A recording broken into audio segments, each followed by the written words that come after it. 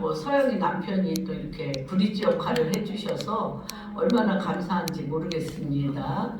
또 모든 일에 이렇게 함께 여기까지 같이 오신 우리 권명수 집사님 너무너무 환영합니다. 너무 감사합니다. 또 우리 최송화 소장님 또 한 분 한 분이 또 우리 상원 권사님 저 멀리서부터 또 오셨습니다. 한 분 한 분이 정말 너무나 큰 힘이 됩니다. 이 말씀을 이렇게 전하기 전에 사실 저는 이제 우리가 오랫동안 여러 가지 습관에 익숙해 있어가지고 아까 찬양 중에도 있었지만 누구도 가본 적이 없는 들어본 적이 없는 길이라고 얘기를 합니다. 하는데 그것이 실질적으로 어떤 것인지에 대해서는 잘 실감이 안 났었습니다. 그런데 이런 느낌입니다. 먼저 이제 우리가 20년간 가정교회에서 이렇게 했는데 그것이 얼마나 제 몸에 배웠겠습니까? 또 너무나 습관이 되었죠. 근데 여전히 제 안에 그 열쇠, 그 열쇠가 몸에 배서 그 열쇠로 이 새성전에 와서 새로운 일을 행하시는데도 새로운 마음인데 그 열쇠를 제가 이렇게 풀려고 할 때 전혀 그 열쇠가 들어가지 않는 것을 느낍니다. 그래서 지금 정말 복음 통일을 앞두고 대한민국의 저희 교회뿐만 아니라 대한민국의 모든 교회들과 우리의 지나온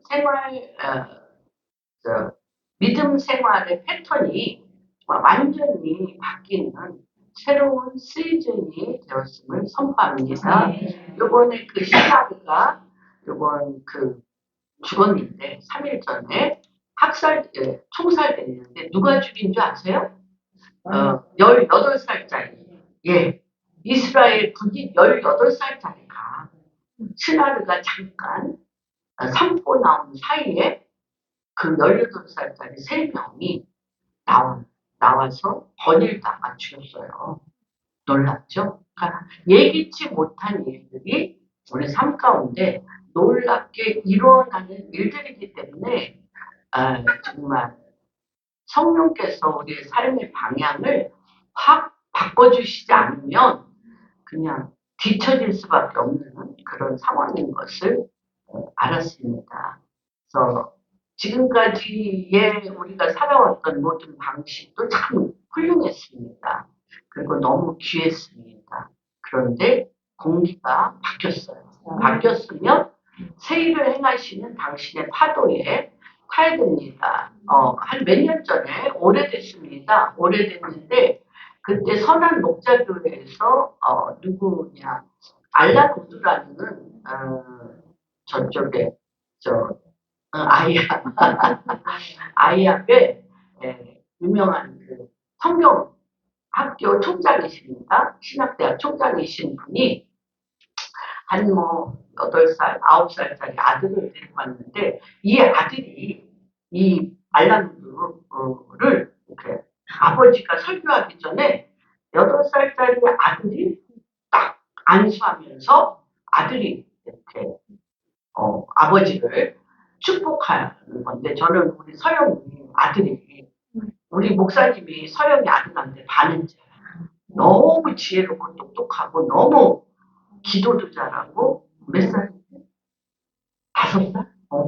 우리 손자 손녀도 6살인데 우리 서영이 우리 남편 이름이 내가 잠깐 연희 맞아. 연희 씨 아들의 그 연희 씨 아들하고는 비교가 안 돼요. 우리 손자 손녀 어려. 연희 씨 아들은 너무 말도 그렇게 잘하고 그래서 정말 특별한 그런 세이징인데 그때 알라누드가 그런 얘기를 했어요. 이 성령의 바람이 예를 든다면 동그란 성령의 바람을 동그라미라고 비교한다면 우리의 그 믿음의 사람들의 그 속성은 그 동그란 믿음 그 성령의 바람의 시스템을 기어이 만들어낸대. 기어이 성령의 시스템을 만들어내가지고 성령을 받으려면 이렇게 해야 돼. 막 이렇게 하는데 몇 날이 못해서 성령의 바람이 네모가 됐어. 근데 이 동그라미 안 들어가. 그런데도 사람들은 이제 파가 발려. 동그라미 파, 네모 파. 또 바뀌어요. 그런데 이 네모 만드느라고 또 너무 애썼는데 몇 날이 못 가서 세모로 바뀌었어. 성령의 바람이. 그런 이제 파당만 많아졌어요. 그 다음에 세모파, 성령의 바람은 세모파라고 굳이 주장하면서 많은 파당이 성령님은 또 어떤 색깔로 우리 가운데 오는지 알 수가 없습니다. 그래서 저희가 이렇게 새 성전 공원교회를 정말 오늘 아까 우리 최인혜 권사님하고 송정희 권사님하고 잠깐 차 마시면서 이랬어요.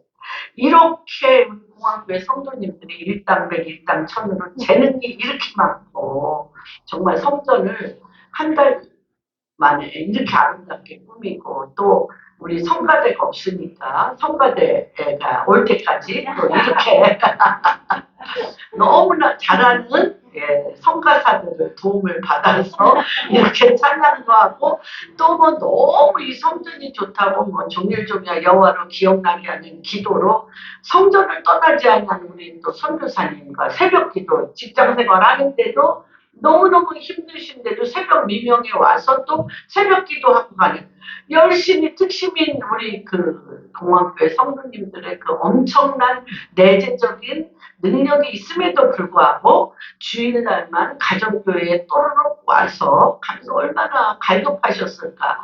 또 이렇게 30분 전에 와서 이렇게 찬송가를 하는 우리 찬양대장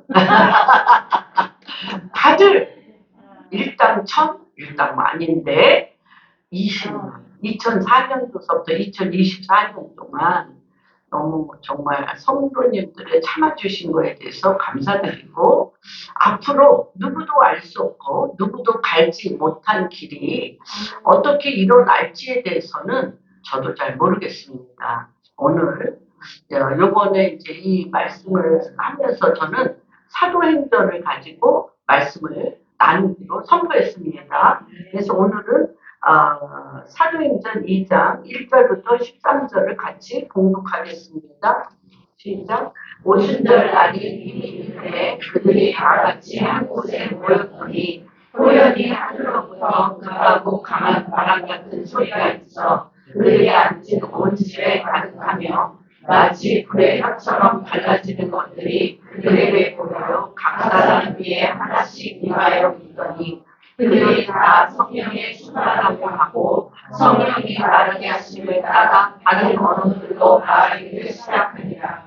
그때 경건한 유대인들이 천하 각국으로부터 와서 예루살렘에 머물러 있더니 이 소리가 나매 큰 무리가 모여 각각 자기의 방언으로 제자들이 말하는 것을 듣고 소동하여 다 놀라 신기하게 여겨 이르되 보라 이 말하는 사람들이 다 갈릴리 사람이 아니냐. 우리가 사람이 난고 방언으로 듣게 되는 것이 어찌 되느냐. 우리는 다리와 에피데미와 헬라민과 또 메소포타미아 유대와 바발루니아 본도와 아시아 루리아와 밤비리아 에육과 및 구레에 가까운 리비아 여러 지방에 사는 사람들과 로마로부터 온 나그네 온 유대인과 유대교에 들어온 사람들과 그레인과 아라비아인들이라. 우리가 우리의 각 언어로 하나님의 큰일을 말하며 듣는구나 하고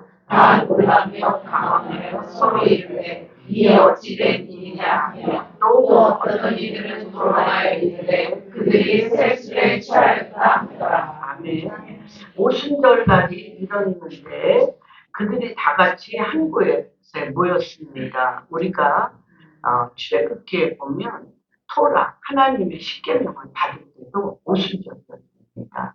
그리고 요엘서 2장에 또는 에레미야 31장 34절에 또는 에스겔서 36장에 보면 하나님께서 언약의 성취로서 오순절 날에 성령이 임할 거라는 것을 이미 약속으로 주셨습니다. 그래서 주님이 부활하신 후에 사도행전 1장에 보면 사도행전 1장에 부활하신 후 40일을 하나님께서 어떻게 하셨냐? 40일간을 하나님 나라에 대해서 가르치셨어요. 부활하신 몸으로. 그 다음에 열흘간 1장 8절 성령이 너희에게 임하면 권능을 받아 그렇죠. 권능을 받아 권능을 받으면 너희가 어디에서 유대에서 사마리아 예루살렘 유대 사마리아 땅 끝까지 나의 증인들이라고 얘기하시고 나서 열흘간 전혀 기도에 힘쓰고 나서 지금 오늘 2장 1절이 된 것입니다. 근데 그 주님께서 우리가 이것을 얘기하기에 앞서서 이 오순절 날과 무엇과 우리가 대비를 해야 되냐면 바벨탑 사건과 대비를 해야 됩니다. 그래서 바벨탑 사건이 일었던 창세기 11장 7절 언어를 혼잡케 하셨어요. 이미 언어가 혼잡하게 되었다는 것은 무엇이냐면 소통이 어렵게 되었다는 거예요. 소통이 안 돼. 예, 그래서 흩어져 분리분열되어 각자 살게 했습니다. 한번 보겠습니다. 우리가 내려가서 거기서 그의 언어를 혼잡하게 하여 그들이 서로 알아듣지 못하게 하자 하셨습니다. 이렇게 바벨이라는 뜻 자체가 혼돈입니다. 근데 지금 시스템이 무슨 시스템? 바벨 시스템이에요. 현재 경제 구조와 정치 구조와 나라 구조가 바벨 시스템입니다. 그런데 이 오순절 정신이라는 것은 뭐냐면 언어가 하나 되는 회복. 그래서 불통. 이 혼잡하게 돼서 갈기갈기 이렇게 흩어지고 찢어졌던 것들이 하나의 오순절날 하나님께서 그들을 한 곳에 모아 하나님께서 언어를 하나 되게 하면서 소통이 뭔지 절대 다들 그렇잖아요. 지금 부부관계도 소통이 안 돼. 부모 자식 관계도 소통이 안 돼. 목사와 성도들도 소통이 안 돼. 또 사장들과 직원들도 소통이 안 돼. 다 말을 하는데 각자 길을 가고 있어. 각자 길을 가고 있어요. 그게 바벨이에요. 바벨은 시스템이에요. 바벨은 시스템. 하여튼 노인네들 만나면 너무 잘, 노인정, 우리 어머님 때문에 노인정 가끔 돌아가셨지만, 가면 막 다 각자 얘기하는데, 그렇게 잘 어울릴 수가 없어요. 그렇게 잘 어울려. 다 각자 얘기하는데. 우리 사람들이 모인 곳에, 입으로는 얘기해도 속으로는 또 각자가 생각대로 하는 거죠. 이런데, 이게 몇천 년 만에 하나님께서 바벨이 혼돈인데 그것도 그냥이 아니에요. 바벨 1절부터 한번 볼까요? 1절 11장 1절 예. 이게 보면은 하나님께서 노아의 홍수가 난 다음에 사람들이 하는 행동들입니다. 예. 그래서 찾으실 때까지 이게 뭐냐면 두려움이에요. 한마디로. 하나님을 믿을 만한 줄 알았더니 하나님을 못 믿겠어. 그래서 내가 어떻게 해야 돼? 내가 내 뜻대로 나를 관리하셔야 돼. 그래서 나온 것이 이 바벨론입니다. 7절 전에 예. 미리 다 세팅을 해놓으셨는데 제가 또 이렇게 했습니다. 제가 그냥 말로 하겠습니다. 이들이 어떻게 했냐면 탑을 높이 쌓아. 왜냐하면 깊게 잠겨 있었기 때문에 노아의 홍수 때 깊게 잠겨져 있었기 때문에 탑을 높게 쌓아 내 이름을 내요. 그쵸? 누가? 내가 내 이름을 내어 어떻게? 나를 구원하자는 거예요. 굉장히 독립적이죠. 그래서 요새 젊은 애들, 우리 또 아들 둘 다 결혼했는데 요새 젊은 사회는 엄청나게 독립적이고 개별적이고 개인적이에요. 부부가 절대 하나가 되기가 힘든 그런 독특한 구조들을 갖고 있습니다. 그래서 너무들 노력을 하는데 대화하려고 노력하는데 불구하고 서로 생각이 너무너무 다르기 때문에 그런 걸 알게 됩니다. 그런데 오순절 정신이라는 것은 뭐냐면 하나가 되게 하는 거예요. 그 불통이 하나가 되게 하는데 이 두 번째 이절에 보면 이것을 완전히 깨뜨리는데 하나님께서 이 개인적인 바벨 탑을 깨뜨리는데 이 깨뜨리는데 뭘로 깨뜨리냐면 소리로 깨뜨립니다. 첫 번째 호련히 하늘로부터 급하고 강한 바람 같은 소리가 있어 그들이 앉은 온 집에 가득했다고 했습니다. 그래서 이것은 뭐냐면 강한 소리인데 환청이 아니에요.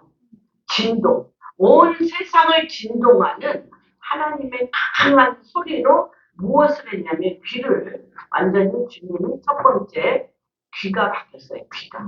귀를 주님이 완전히 때려서 여태까지 내가 수도 없이 귀로 들었던 나의 청각, 내가 들었던 나의 모든 청각을 완전히 무너뜨렸던 것들을 보게 됩니다.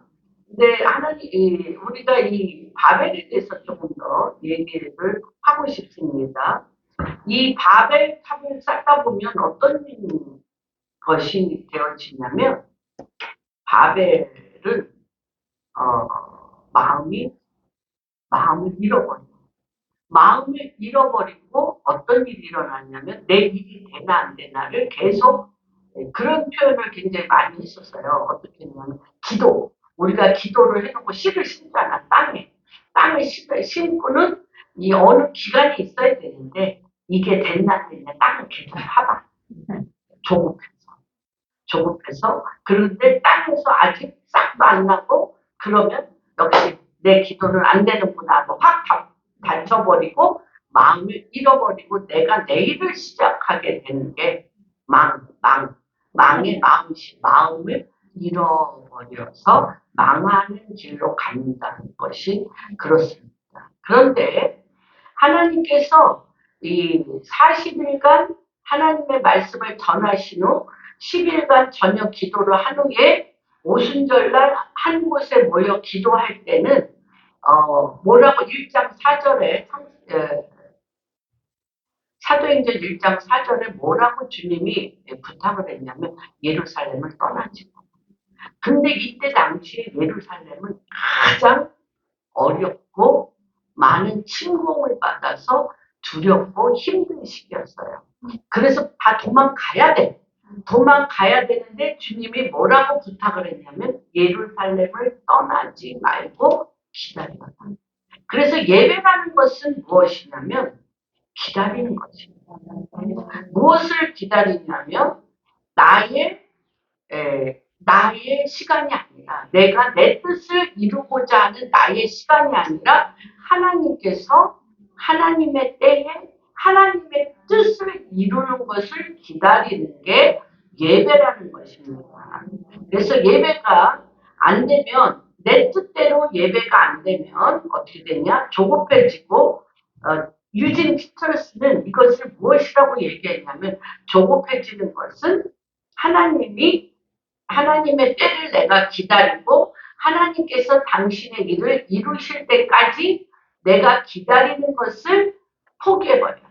하나님을 배신하는 것이라고 얘기할 정도입니다. 하나님은 이 예배라는 것은 기다리며 때를 아는 지혜를 갖는 것인데 어떤 때 내 때가 아니고 하나님의 때를 기다리는 것입니다. 그리고 하나님께 이 영성이라는 것은 뭐냐면 그러려면 어떻게 해야 되냐. 내 때를 버려야 되죠. 내 생각, 내 계획을 버려서 예배는 주인이 바뀌는 거예요. 중심이 바뀌어요. 하나님 중심으로 하나님의 때에 하나님이 당신을 이루실 때까지 기다리는 훈련이에요. 네. 그래서 이렇게 훈련을 하려면 어떻게 해야 되냐? 어떻게 해야 되냐면 내 하트를 제로로 만들어버리고 내 계획을 제로로 만들어버리고 그 제로로 만들어버린 그 마음에 하나님이 기름을 붓습니다. 근데 창세기 11장 3절에 보면 벽돌을 만든다고 했어요. 찾진 않을게요. 벽돌을 만들어 견고히 굽자. 그러니까 굉장히 11장, 창세기 11장의 바벨탑, 지금 바벨론 시스템 있잖아요. 우리의 삶의 습관이 바벨탑을 쌓는 거잖아요. 우리의 삶의 습관이. 그것과 지금 제가 아까 열쇠가 지금 다르다고 그랬잖아. 열쇠 방향이 완전히 달라졌다고 그랬잖아요. 그것과 지금 오순절을 통하여 하나님이 보지도 못하고 듣지도 못한 일로 우리를 이끄시는 그 시즌에는 정말 힘든 시즌이에요. 왜 힘든 시즌이냐면 우리가 주일날 와서 예배는 드리지만 내 때, 나의 목적, 나의 계획을 버리기가 힘들죠.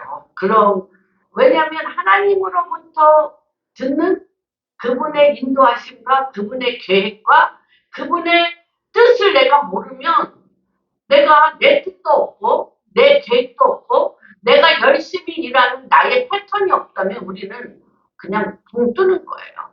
붕 뜨기 때문에 우리가 주일날 와서 그냥 어떤 종교적인 습관을 따라 예배를 드리는 것에 익숙해 있지 나를 완전히 비워 그분의 기름 부으심을 통하여서 그분이 나한테 말하시는 것을 내가 분명히 듣고 그 말씀에 의지하여 내가 생활해 본 적이 드물죠. 거의 없다고 보죠. 왜냐하면 일주일 내내 우리가 세상 시스템에서 내가 무엇을 해야 될 일에 너무나 익숙해 있고 그것을 완전히 내가 해내야 되고 그것은 내 머릿속에서 돌아가야 되고 분명한 계획과 분명한 나의 생활 패턴이 있어야 되는데 주일날 와서 예배를 습관적으로 듣고 갔는데 이제 열쇠가 안 맞는 그런 시즌이 됐다는 것입니다. 근데 이게 주님이 때가 차면 어떤 역사를 뭐라고 얘기하시냐면 처음부터 예배를 가리키실 때 제단을 쌓을 때 다듬은 걸로 하지 말라 명령하셨어요. 그런데 11장 3절에 바벨탑은 어떻게 했냐? 철저하게 벽돌을 그 옛날에도 벽돌을 만들었어요. 흙을 붙여가지고 콜타르를 섞어서 단단하게 부서지지 않게 바벨을 만들었어요. 벽돌 정신이라는 것은 뭐냐면 반드시 내 의도대로 하겠다. 바벨탑을 정확히 내 의도대로 압축시켜서 하겠다는 것입니다. 그리고 그것을 요만큼 쌓는 게 아니라 꼭대기까지 쌓아 우리의 이름을 내고 내 힘으로 내 이름을 내는 거지. 나의 의도를 가지고 압축하여 벽돌을 가지고 내 이름을 내겠다라는 게 바로. 그런데 지금 현대의 우리 아들 며느리도 보면 의도가 분명해. 요새 의도 없이 살면 안 되지. 계획 없이 살면 안 되지. 자기 뜻이 없으면 흐물음을 먹히죠. 근데 하나님이 이걸 확 빼버려. 근데 그걸 확 빼버리는데 준비가 안 된다. 스테이지가 확 변했는데. 근데 정말 창세기 11장에서 12장까지는 얼마나 걸렸는지 우리 알 수가 없죠. 하나님은요, 12장 1절에, 창세기 12장 1절에 어떻게 했어요? 12장 1절에 아브라함을 딱 선택하는데 본토 친척 아비 집을 떠나 내가 지시할 땅으로 부르셨어요. 그 다음에 어떻게 하셨어요? 그냥 할게요. 그 다음에 어떻게 하셨냐면 내가 내 이름을 크게 하고 누가? 지금 그 바벨탑 11장에서는 내가 내 이름을 드러내서 그렇죠. 내가 내 의도대로 내 뜻대로 이것을 해야 되는데 12장에 즉시 주님이 그들을 완전히 언어를 혼잡게 해서 내가 어디로 가는지도 모르고 어저께까지 같은 말을 했다가 벼랑 말 얘기하는데 서로 못 알아들어. 근데 확 흔들신 다음에 저 멀리 흩어진 갈대아 우르 지방에 있는 아브라함을 본토 그에게 음성을 들려줘. 본토 친척 아비 집을 떠나 내가 널 지시할 땅으로 가라 하고서 보도 듣도 못한 땅에 불러서 그때부터 하나하나 지시하시는 거죠. 지시하는데 누가? 하나님, 내가 내 이름을 크게 하고, 내가 내 이름을 크게 하고, 내가 너를 어떻게 하겠다는 거야. 열국의 아비가 되게 하면 내가 너를 복이 완전히 주어를 확 바꿔버려요. 지금이 이 시대지. 완전히 주님이 주어를 확 바꿔버려요. 그러면서 어떻게 하냐? 내 이름을 누가? 하나님이 너로 큰 민족을 이루고 내가 너에게 복을 주어 내가 내 이름을 창대케 하여 내가 너를 복이 되게 하겠다는 거예요. 오순절 예배 정신이라는 것은 내가 하나님을 기다려. 내가 하나님을 기다렸더니 하나님이 오셔서 그분이 내 이름을 창대케 하고 주어가 바뀌고 주권이 바뀌면서 보게 된다는 거예요. 내가 내 이름을 가지고 내 힘을 가지고 능동적인 행동을 하는 걸 액션 스타, 액션이라고 해요. 그래서 액션 스타들이 많잖아요.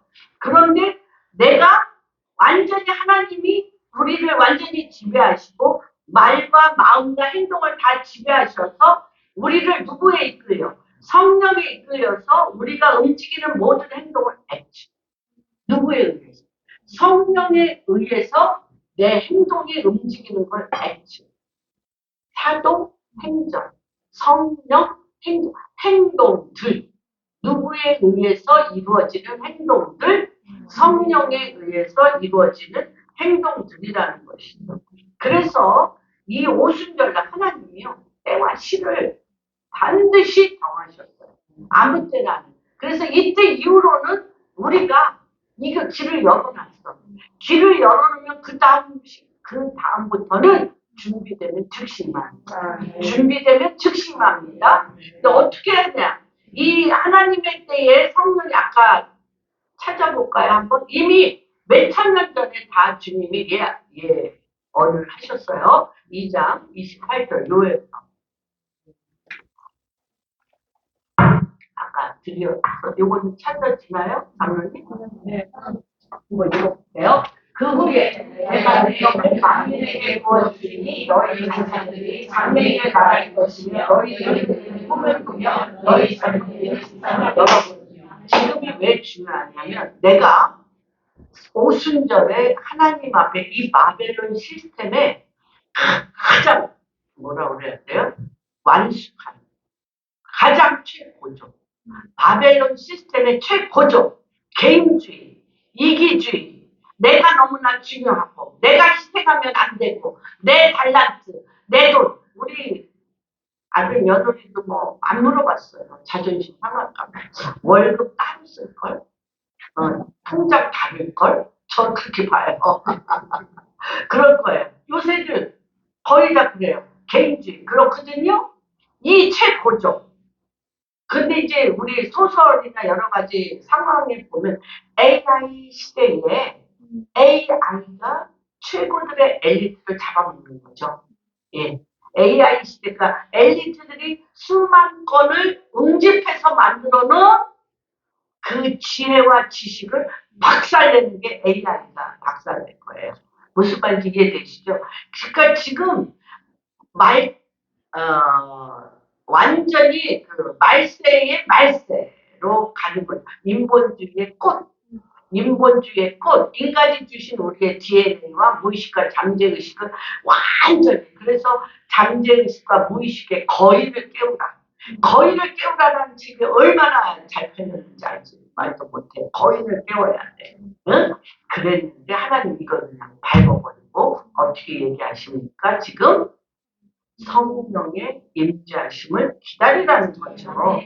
그런데 지금 이 액츠는 어떤 행동들이냐면 성령께서 우리를 사로잡아서 성령에 이끌려서 행동하는 것, 주인이 하나님이 되신 것, 이걸로 지금 하나님께서 우리를 기다리고 계시는 것입니다. 그래서 에스겔서 36장 한번 보겠습니다. 23절에서 예, 에스더에서 36장. 이것도 지금 바벨론 시스템에서 전 세계 2000년 동안 유대인, 전 세계에서 2000년 동안 유대인들이 민수기에 보면 찾진 않을게요. 유대인들한테 뭐라 그러냐면 너희가 어떤 나라를 가도 헤드쿼터가 될 수밖에 없어. 왜?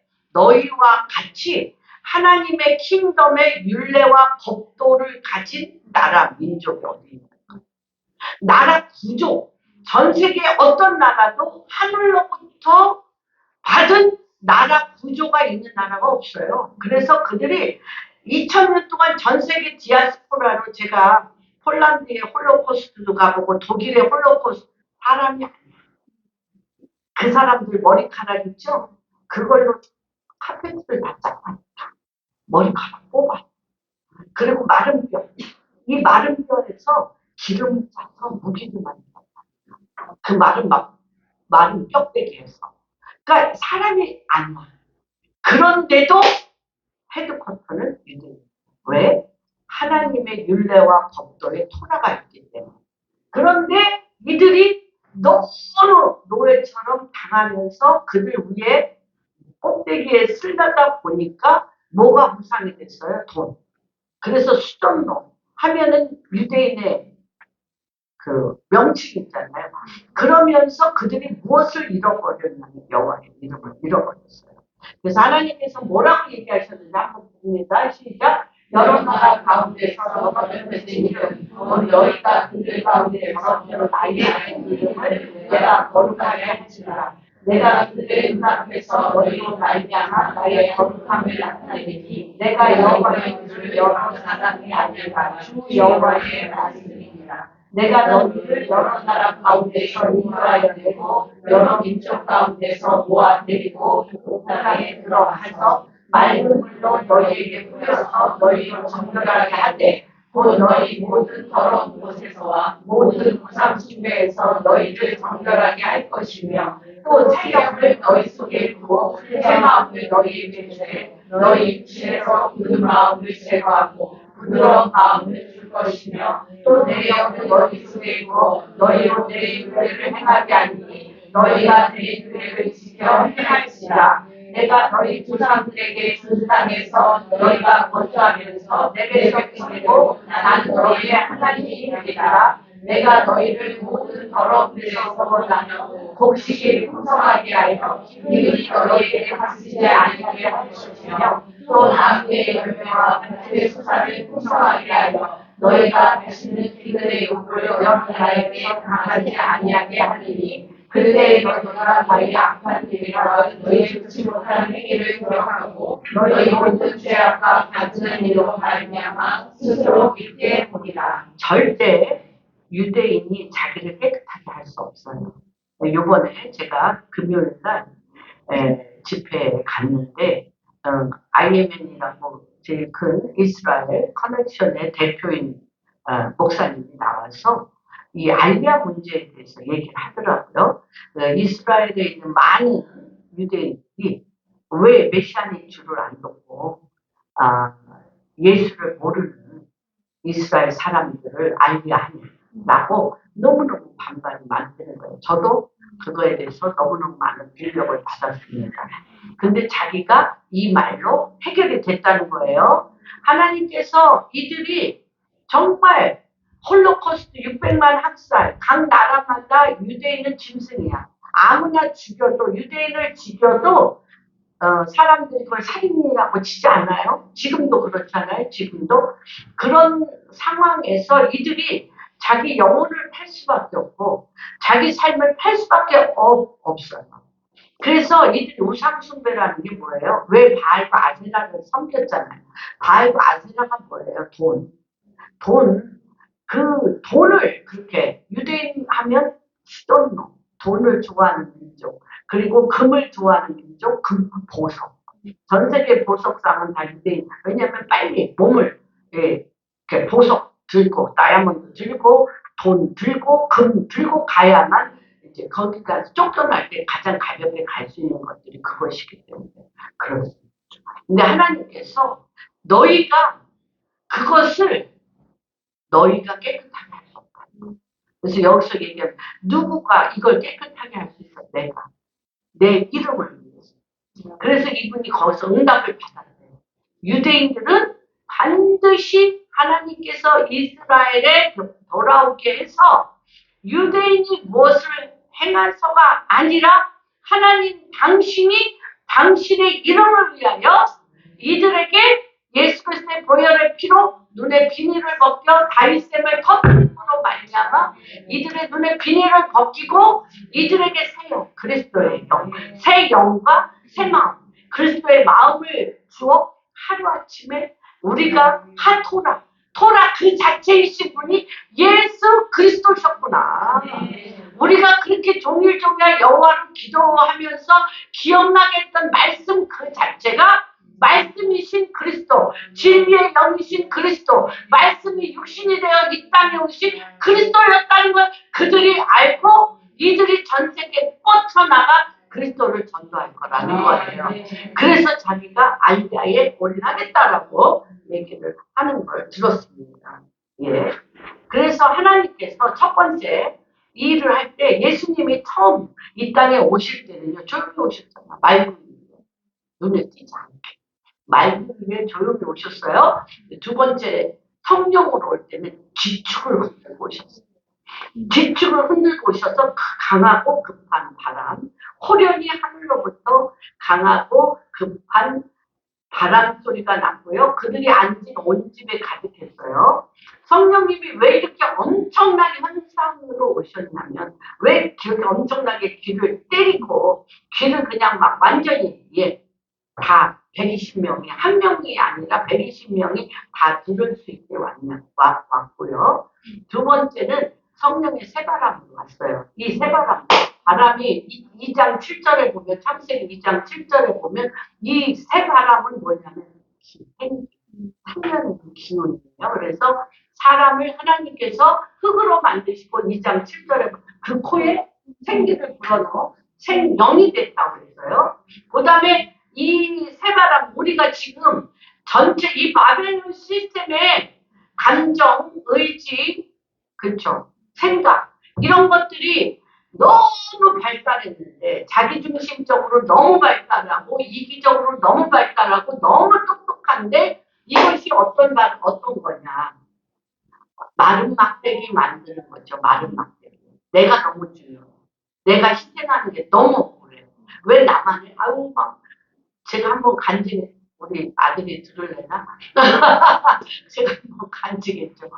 토요일, 일요일은 우리 손자 손녀를 둘째 아들이 목욕시킨다. 월화 수목금은 딱 며느리가 시키고 금토일은 아들이 시켜야 돼요. 근데 이제 우리 아들이 깔끔한 애면 얼마나 좋겠어요. 너무너무 질질거려. 그래가지고요. 우리 집에서 보니까 우리 시어머니 시아버지가 있는데 눈 하나 갔다가 안 하고 우리 집을 고치느라고 잠깐 우리 집에 3개월 있었어요.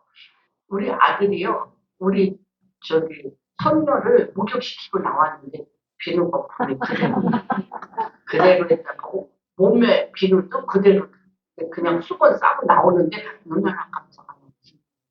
그래서 저도 가만히 있었죠. 그러니까 그렇단 말이에요. 요새 애들이 왜냐 공평하신 하나님 왜 나가니 공평하신 하나님 너도 직장 나도 직장 나도 힘들고 너도 힘들어 이래가지고 막 공평하신 하나님이 거기에 적용되는 건 저는 처음 봤어요. 아무튼 그렇습니다.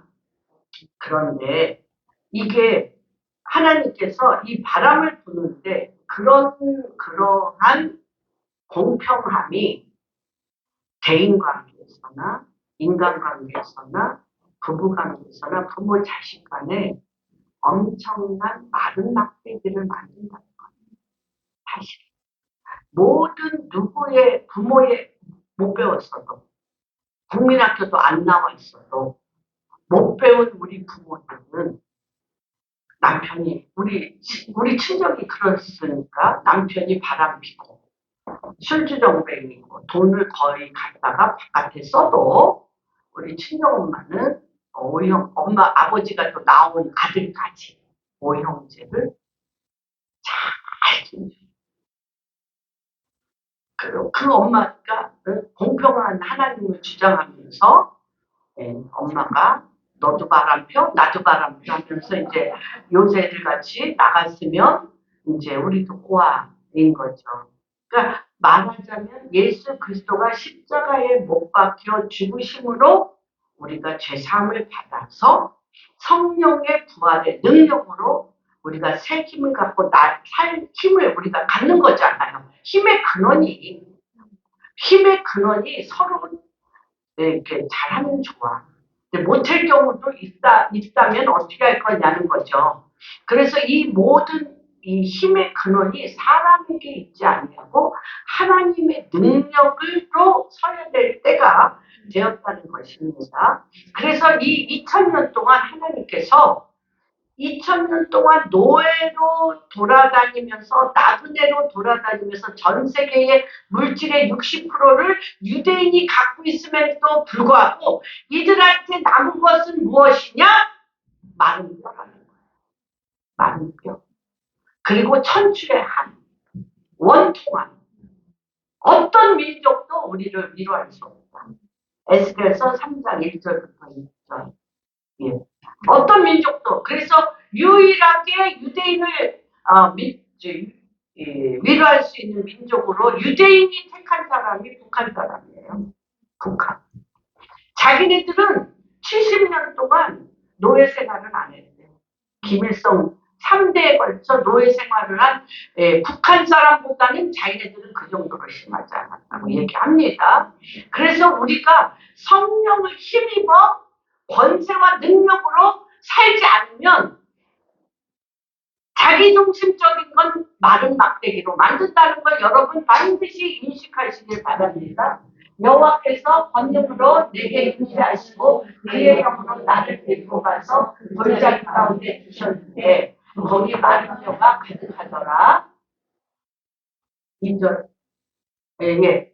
마른 뼈가 가득해요. 가득한데 우리가 제가 통곡예배에 갔을 때 메시아닉 주 목사님들이 뭐라고 얘기했냐면 너희에게는 성령의 권능이 있기 때문에 이 마른 뼈들, 이 유대인들은 율법, 그리스도가 없는 율법을 가지고 말도 못하게 하나님의 말씀대로 살려고는 하는데 권능이 없어. 그래서 마른 뼈다귀가 됐는데 너희가 와서 성령의 바람, 생기의 바람을 불어 하나 여호와의 군대가 되게 해달라 그렇게 얘기하는 걸 들었습니다. 이 오카른 목사님은 엄청난 제자 훈련을 애쓰셨어요. 그리고 조용기 목사님은 성령의 은사와 능력을 굉장히 강조하셨습니다. 두 분이 만났어요. 근데 두 분이 뭐라고 얘기를 했냐면 오카른 목사님이 이런 얘기를 했어요. 성령의 말하자면 말씀의 제자 훈련을 시키다 보니까 유대인들한테 이들이 말씀의 지식은 쌓는데 말씀의 지식으로 내 윤리 도덕 나의 의를 누르고 말씀대로 유대인과 같이 말씀대로 살려고 애를 쓰다 보니까 말라. 너무너무 빨리빨리 말라. 이게 힘이 말라. 말씀대로 내가 노력하면서 살려는 게 너무 많아서 자기네 교회 교인들은 궁뎅이를 쳐들고 주님 앞에 이 말씀이 마르지 않고 말씀대로 내가 살 수 있도록 막 힘을 지나도록 말씀대로 살아보려고 너무너무 애써서 오카는 목사님이 얘기하시기를 이들이 말씀대로 사는데 진이 너무나도 빠져 있는데 진 빠진 것을 격려하는데 내가 힘이 듭니다라고 오카른 목사님이 얘기하니까 조용 목사님 그렇습니까? 나는 우리 이 순복음 교인들은 성령의 불이 하도 떨어져가지고 너무 동해번쩍 서해번쩍 하도 풀풀 날르면서 능력과 권능으로 그냥 너무너무 뜨거워서 자기는 찬물을 쫙쫙 끼얹으면서 조영민 목사님을 찬물을 쫙쫙 끼얹으면서 더 뜨거우면 안 돼, 더 뜨거우면 안 돼. 이렇게 시켜요. 그래서 정말 신복음이 우리나라 전체 얼마나 성령의 권능이 임해서 그들의 삶이 어떻다는 거 우리 다 들었잖아요. 지금도 순복음교회 오살리 기도원 가면 지금 그 불이 일어나고 있습니다. 그래서 그다음부터 옥하는 목사님의 설교가 완전히 성령의 권능을 받도록 완전히 바뀌었다고 얘기를 하고 있습니다. 세상에 사는 거는 정말 제가 직장 생활하는 걸 보면 할 말이 없어요. 뼈가 바짝, 목이 타고, 우리 표현이 그랬잖아요. 뼈가 바짝 마르는 그런 생활입니다. 그래서 지금은 오순절의 새 바람이 필요합니다. 나 자신을 깊게 찾는 것이 우선입니다. 우리가 죄인이라 죄짓고 살면서 또 말씀대로 살려고 애는 쓰는데 힘이 없어요. 그래서 죄악에 빠져있는 이 세상 가운데 우리 영혼들이 다 지쳐있고 거기에다가 또 뭐 많은 흉악의 결과가 많은 사건들이 일어남으로 인해서 아픔과 눈물이 다 있습니다. 근데 우리가 말하자면은 너무너무 막 얼음같이 차가운 날씨에 여기 뜨거워. 근데 창문 짱으면 찬바람이 확 들어오는 것처럼 성령이 임하면 공기가 완전히 바뀐 거죠. 그래서 모세가 도저히 3장 2절 출애굽기 3장 2절을 보면 안 찾으셔도 돼요. 3장 2절을 보면 사람 하나 이스라엘 사람 살리려다가 그 애굽 병사 죽여가지고 애굽으로 광야로 도망갔잖아요.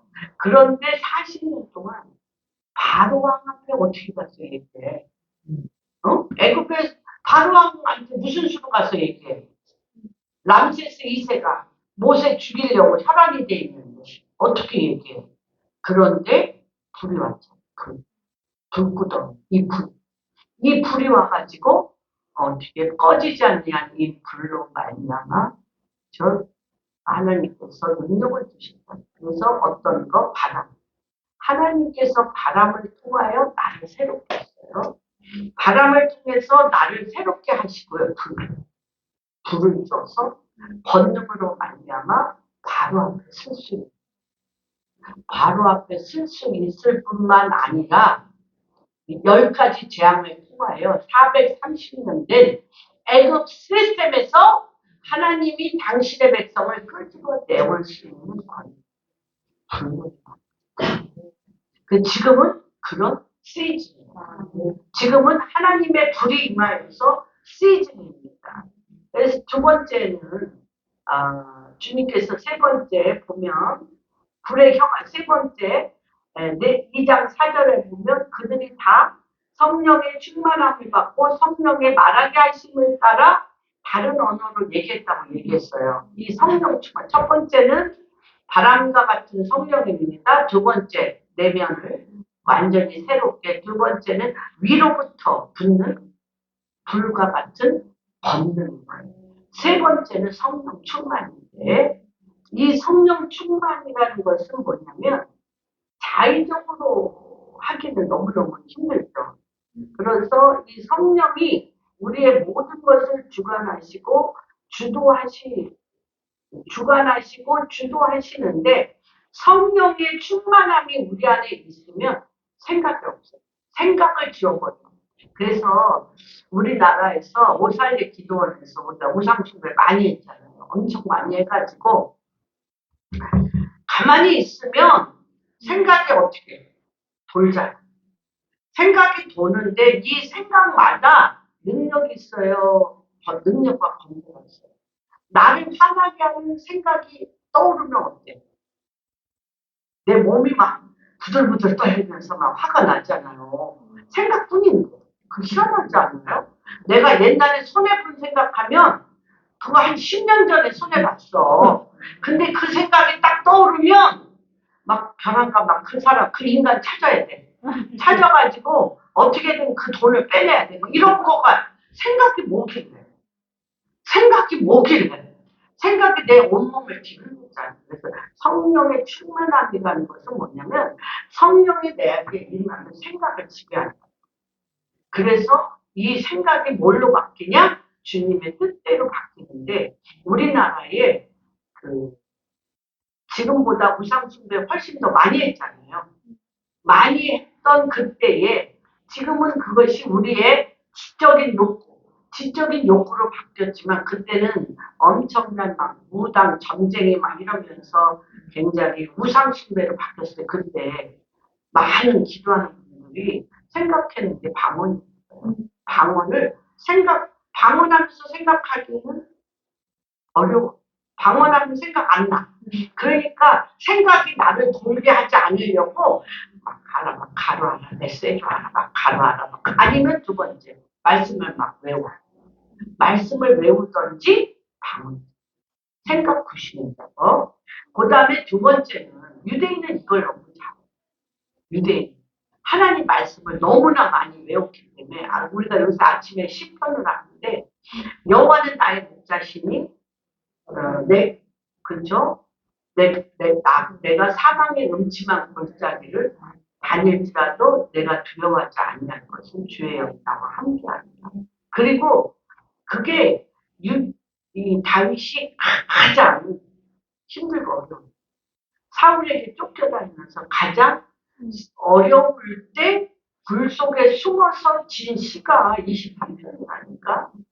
그러니까 가만히 내가 쫓겨다니면서 오늘 죽을지 내일 죽을지 모르는 그런 상황인데 저랑만 생각이 났어. 여호와가 내 목자인데 내가 왜 죽어? 그리고 그 생각이 들자마자 내 영이 소송해. 내 영이 하늘의 보좌로 주님을 봐. 그리고 지금 내가 사울한테 쫓겨다니는 이 일이 하늘과 땅 사이에 사울의 어둠의 시스템을 무너뜨리고 하나님과 나 사이에 의의 길을 연결하는 하늘과 나 사이에 정렬하는 길이야. 이게 유대인이에요. 그러면서 뭐라 그래? 내가 지금 사망의 음침한 골짜기에 있는데 우겨싸움을 당하는 이런 해가 두렵지 아니하는 것은 하늘문을 여시고 여호와의 영이 나와 함께합니다. 여호와의 영의 빛이 나를 감춤으로 말미암아 빛이 더하며 어둠이 떠나가 어떻게 사망의 음침한 골짜기에서 주의 영의 빛이 나를 하면 원수 3겹줄 5겹줄이 원수 굴레하면서 내가 어떻게 주님의 내 잔을 높여 주님의 내 잔을 높여 빛이 더하며 어둠이 떠나가며 나를 하면서 원수 앞에서 상을 베푸시며 이런 말을 할 줄 아는 민족. 길을 열 줄 아는 민족. 그래서 성령이 말하게 하심을 따라 사막의 음침한 골짜기에서 우리는 숨어야 돼. 숨을 뿐만 아니라 우울증, 공황장애, 그냥 막 바들바들 떨고 막 나를 이 지경으로 끌고 가는 막 그 인간들이 너무 미운 거지. 응? 그렇죠. 그런데 어떻게 해, 이 상황은. 내 영을 소성시킨다. 하늘의 보호자의 하늘문나 열릴지어다. 영광의 왕이 내려오시도록 내 영을 소성시키며 하늘과 땅 사이에 이게 뭔지 알아요? 노아의 홍수 때 다 물바다인데 어디만 물렸어. 지붕만 뚫어놨잖아. 하나님이 노아의 방주에 지붕만 뚫어놨어요. 이거를 아는 거야. 성경이 다 뚫어지는 거야. 이걸 보니까.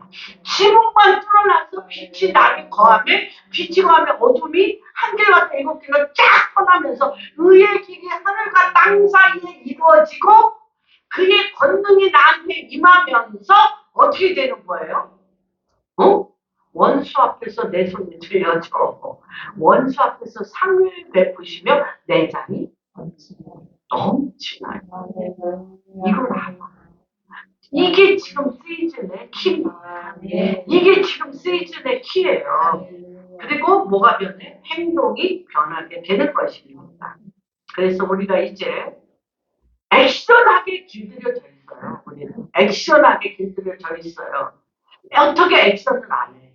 그런데 하나님께서 내가 그의 때와 그의 임재와 그가 나한테 행하시는 것들을 기다리기만 하면 어떻게 된다? 하나님께서 어떤 역사가 일어난다? 저는 이런 생각을 했습니다. 아까 얘기했던 것처럼 올드 패션적인 여태까지 제가 살아온 방법, 그것도 성공한 방법, 그 다음에 제가 또 굉장히 승리했던 방법이 내 몸에 배어 있어서 나도 모르게 자동적으로 그걸 해가고 싶어. 그런데 열쇠가 안 들어가요. 안 들어가요. 하나님께서 지금 어떤 일을 하시냐면 어떻게 해야 우리가 그러면 이 시즌에 새로운 영적인 하나님의 인도하심을 받을 수가 있을까? 제가 이걸 공부하면서 옛날에 우리나라에 왔던 하디 선교사님이 1903년 한국부흥을 어떻게 했냐면 이렇게 하셨습니다. 한국 교회에서 사역을 하면서도 이 하디 선교사님은 어떤 사람이에요? 몇 대째 믿음의 가정이며 몇백 년 된 교회, 몇백 년 된 교회에서 경건하고 고상하고 아름다운 예배 형태와 거기에서 지혜와 계시의 영과 엄청난 아름다운 예배에 익숙해 있잖아. 이 하디 선교사님이. 그러면서 하나님의 부르심을 받아 이분이 정말 좋은 집안의 사람이고 의사였고 그렇게 똑똑했는데 이분이 1900년대에 한국에 선교사로 왔어요. 정말 열정에 불타서 왔는데 한국 사람들한테 자기 생각에 그랬을 것 같아. 어떠냐. 한 10번, 20번 가르치면 알아들어야지. 알아들어서 쫓아해야지. 그런데 이 한국의 목사들이나 또는 많은 분들이 겉으로는 왜냐 하디 선교사님은 미국에 후원을 받기 때문에 하디 선교사님한테 물질이 많이 오잖아요. 많이 오니까 그 앞에서는 잘하는 신용에서 돈을 받아다가 뭐하냐 노름을 또 강간해 또 거짓말해 이러면서 예배에 참석도 안 해. 그리고 술 마시고. 그래서 이 하디 선교사님이 한국교회에서 사역을 하면서 여러 교회를 순방하고 돌아오면서 정말 내가 여기에 선교사를 왜 하냐. 이들이 나를 통해서 변한 게 무엇인가 없어. 없고 뭐만 있어요? 하디 선교사님이 이러니까 이 한국의 선교사님이나 이 사람들 성도들이 입복했어요. 못 입. 맨날 거짓말하고 속이고 막, 응? 그 앞에서만 막 이러고 뒤로는 딴 생각하니까 뭐죠? 이 일지 목록에 뭐라고 하냐면 하디 선교사님 너무 쌀쌀맞고 차갑고 냉정. 그러니까 막 너무 싫은 거야. 한국 모든 걸 버려두고 한국에 왔는데도 불구하고 막 거짓말, 겉과 속이 너무너무 다르고 막 이렇게 거짓말하고 막 뒤로 앞에서는 뭐 내내 하는데 뒤로 가서 막 욕하고 막 이런 게 너무너무 싫은 거예요. 그리고 한국 교인들에게 너무너무 상처를 많이 받았어요. 그리고 어떻게든 돈을 타다가 도박하고 그 교회 돈을 엉뚱한데 횡령한데 쓰고 거짓말을 너무 잘하고 또 서로 너무 싸우고 세상 사람들과 조금도 다르지 않냐 타락한 삶을 사는 게 너무 똑같아서 오죽하면 하루 성찬이 안 세례를 안 해. 자기 눈에 성찬식에 참여하고 세례를 받을 만한 사람이 아무도 없어.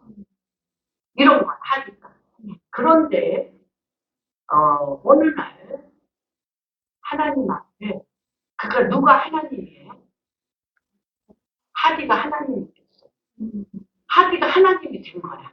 그래서 한희 선교사님이 어느 날 기도를 하는데 내가 지금 무슨 짓을 하고 있지? 내가 지금 무슨 짓을 하고 있어? 그러니까 지금 우리나라 교회가 선교를 가면 거의 80% 실패. 왜 실패냐? 여기서 교회 개척할 때 하는 시스템 있잖아요. 교회 개척할 때 하는 막 밤이 맞도록 기도하고 막 집 팔아서 헌금하고 또 막 어떻게든 막 하면서 막 해내잖아. 내는데 그걸 아프리카, 인도네시아 이런 데 가서 왜 이거 안 쫓아해? 우리는 이렇게 해서 반드시 어떻게 했는데 교회 세웠지, 또 성령의 불 받았지, 능력 받았지, 사업에 성공했지. 요대로 요 매뉴얼대로만 하면 되는데 안 하잖아. 그래서 처음에는 막 도와주고 잘해주니까 좋았는데 점점점 시간이 갈수록 어떻게 왜 나 안 따라와? 나 따라와야 되는데 왜 나 안 따라와? 이러면서 다 원수가 됐어. 그래서 한국 선교사들 실패해요. 특별히 어디서? 중국에서 너무 싫어. 너무너무 싫어. 한국 선교사들. 뭐로 만들어? 그러니까 너가 나의 도움을 받고 나랑 교회를 같이 하려면 나 해외를 해야지. 이러는 거야. 그런데 지금 이 한희 선교사님이 그거를 무릎 꿇고 기도하면서 내가 하나님 노릇하면서 나 따라오라고 했던 모든 죄를 몸부림치는 그리고 또 선교사들과 한국 목사님들과 주도권 너네들은 선교사니까 금방 갈 거 아니야. 그런데 왜 우리한테 주도권을 안 줘? 선교사님들은 니네들이 교회를 이렇게 인도할 만한 인물이 하나도 없는데 어떻게 내가 너희들에게 교회를 맡기고 선교지를 떠나지? 맨날 싸우는 거, 서로 싸우는 거. 그런데 이게 하기 선교사님이 통곡하고 기쁘며 주님의 이 일을 성령이 이마에 쑤셔버리는 거예요. 하기를 쑤셔버리는 거예요. 어디에서? 1903년 하늘. 그런데 함흥에서 했잖아요. 그러니까 우리가 지금 변하는 게 너무너무 중요한 게 왜 함흥에서 했잖아. 그런데 어디서? 평양의 장지연교에서 하디가 온 것도 아니야. 장지연교에서 벼랑간 장로님이 회개가 터지는 거야. 어떤 회개? 선교사님이 떠날 때 그때 100몇십 불이면 굉장히 큰 돈이죠. 굉장히 큰 130불인가를 어디에다 쓰라고 주고 갔는데 그 돈을 집 사고 했는데 그게 막 우리 자빌린드 목사님이 그 얘기를 하더라고요. 어디서 아이 앞에서 간증을 했는데 자기네 기도 팀들이 계속 자밀린드 목사님이 회개해야 된다는 거야. 근데 자밀린드 목사님은 모든 스케줄이 아침에 일어나면 성경 읽고 새벽 기도 인도, 또 집회 인도, 그리고 밤에 막 갱신이 자고 그런 거라 아무리 생각해도 자기가 되진 게 없어요. 회개할 게 없는데 자꾸 막 이 여자 중보자들이 막 고담 스테이지에 가려면 그치 짬뮬리드 그것도 대담한 사람들이 한 거지. 짬뮬리드가 우간다에 대통령 같은 영적 지도자인데 그것도 막 정말 생명을 걸고 한 거지. 그랬어요. 그랬는데 아무리 생각해도 생각이 안 나. 성령이 찌르는 칼처럼 비처럼 여기 들어와. 자기가 택시 타고 가다가 택시 정류장에 서 있는데 여자들이 지나가는 여자들은 쳐다보는데 싹 빨개 비껴서 그러니까 알죠? 빨개 비껴서 그 여자랑 영적으로 음란하게 성교를 하는 거야. 그냥 버스 정류장에서 지나가는 이쁜 여자 보고 그렇게 음란하게 한 거예요. 행위한 게 아니에요. 그리고 교회에 와서 이쁜 여자들이 왔다 갔다 하는데 벼랑간 그 여자랑 자기도 모르게 또 빨개 벗겨놓고 또 영적으로 음란하게 그런 작업을 하고는 또 올라가서 설교를 멋지게 하는 거죠. 그걸 보여. 그거를 죄라고 생각하나? 아니야. 근데 너는 음란이 깊어서 너랑 같이 내가 갈 수 없다라고 주는 그거를 아이 앞에서 백이라고 다. 그러니까 하나님이 우리의 어떤 깊은 속을 본다는 걸 기억하죠. 네. 그리고 또 지금도 다 죽여놨다가 또 살려놨어요. 그러니까 다 뇌졸중에 뭐에 다 죽여놨다 지금 또 살려놨어요.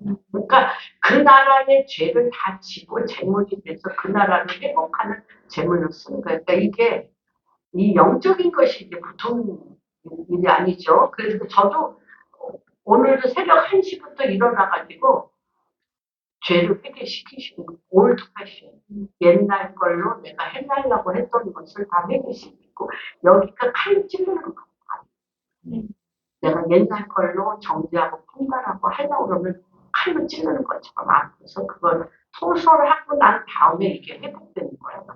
절대 하나님이 그냥 하시지 않습니다.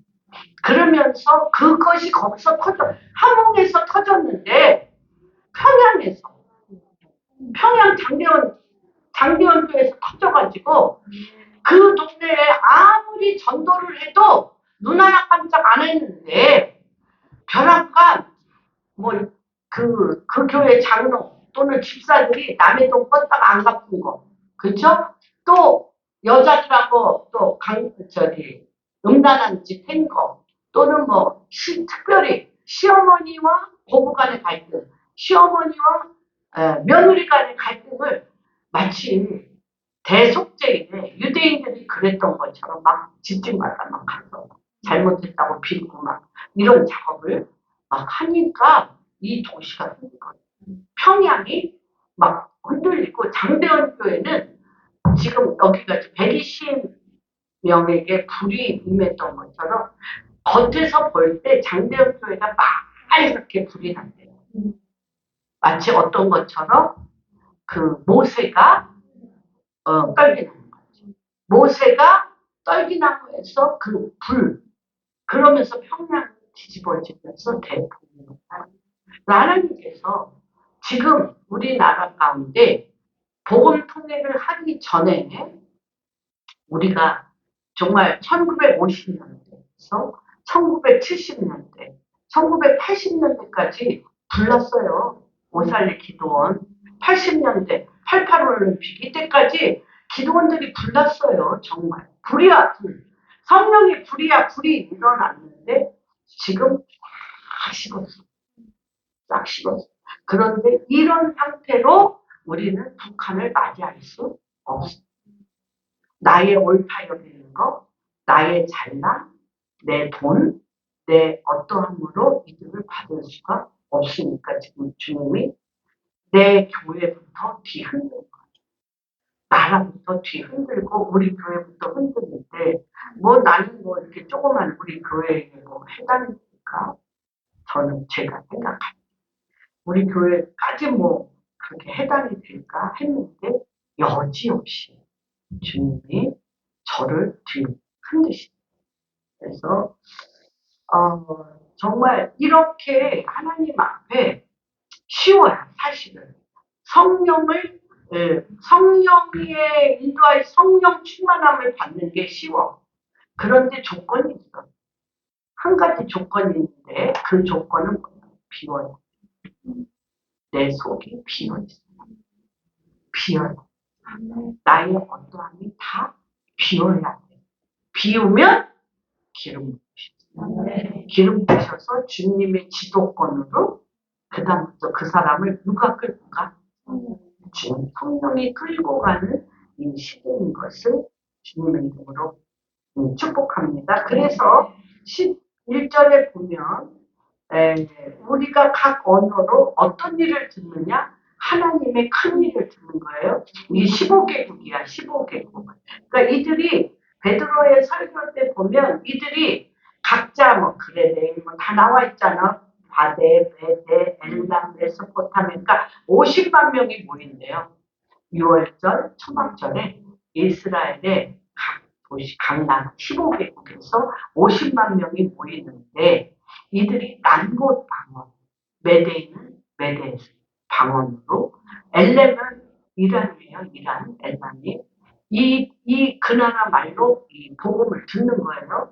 근데 이들 자체가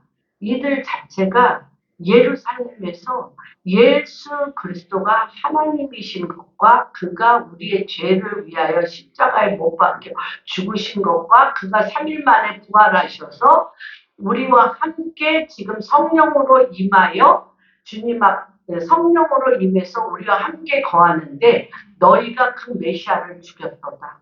그러나 그 메시아를 죽인 너희가 내가 어찌할꼬 그 말 듣자마자 이들이 가슴을 치면서 내가 어찌할꼬 회개할 때 너희가 회개하여 예수 그리스도를 믿으면 어떻게 프레시예요.